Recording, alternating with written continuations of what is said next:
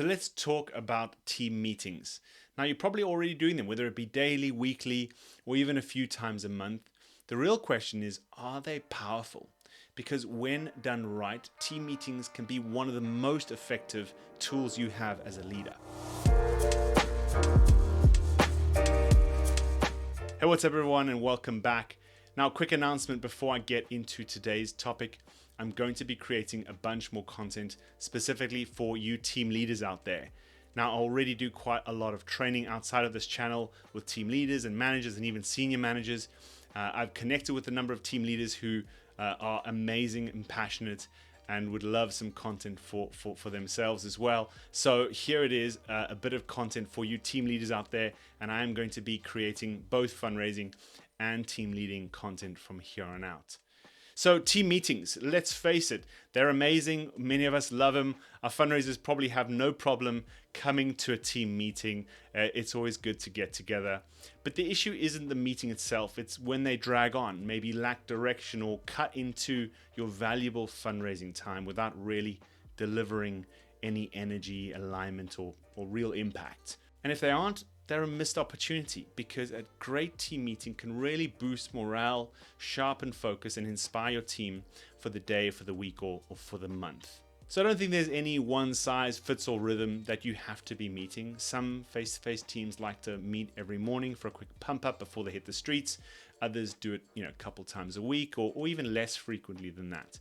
What's really important here is not when they're scheduled or how often you do them, but it's really that you're doing them with a rhythm that is intentional, right? That they have a clear purpose, a clear reason for being. That they're not just there to fit, time in the schedule, to cut into that valuable time that you could be spending in the field without really creating much of an impact. So how do you actually run a team meeting that creates a difference? Now, in this video, I want to suggest 4 key ingredients. I'm just going to touch on these. There's a lot more to say in here, but I want to cover 4 key ingredients that I think help create team meetings that are not just enjoyable, but powerful as well. So number 1, fun. Start with something that lifts the energy. It might be a quick game. It might be a theme for the day, a funny check-in, or just maybe even someone sharing something personal, inspirational. Fun breaks tension. It builds connection. It helps really develop the culture in your team as well. When people laugh and feel relaxed, they often show up in a much more powerful way, and that can really impact your results when you get out into the field. Number 2, growth. Share something valuable. It could be a tip, a technique, a mindset shift. It could be a teammate sharing something that worked for them, sharing something that they've been doing that's been really working and helping them in their fundraising, right? If we're creating an environment where learning is a part of the culture, where we take even just a few minutes to learn, it can really raise the bar for the team and help to create more of those skills. As you know, and as you'll hear me say, success is a process, right? It takes development, it takes practice, it takes that intentional effort to keep learning and growing and developing. So definitely add some learning and some growth into your team meetings.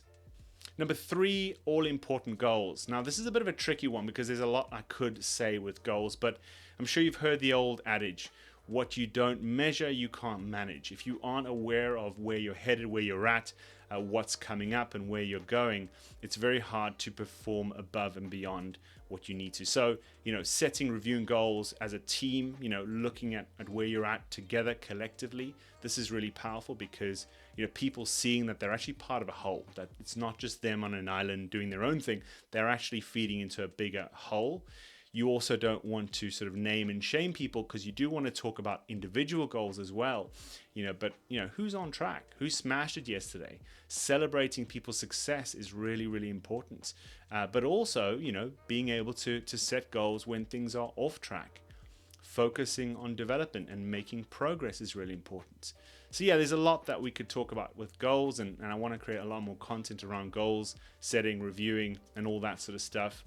We are ultimately in performance-based roles, and hitting targets and achieving things is fundamental to what we do. But talking about goals in your team meetings will help create more clarity and more momentum and set the tone for your team.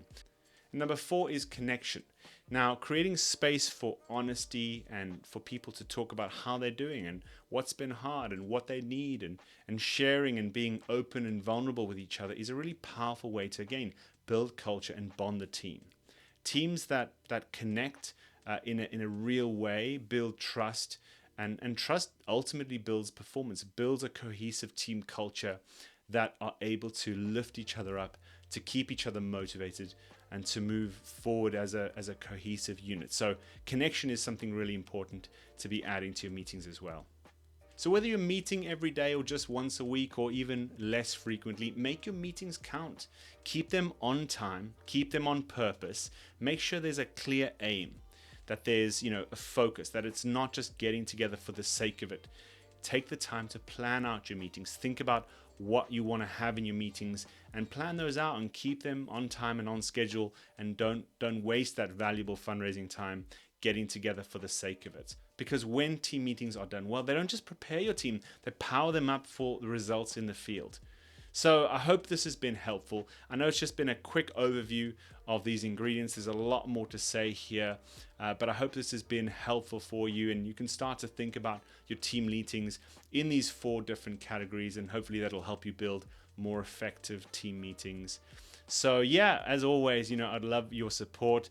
Let me know in the comments below what you thought, or if you do anything really cool in team meetings that works for you. Connect with me and the others in the WhatsApp community. Like and subscribe if you found this helpful.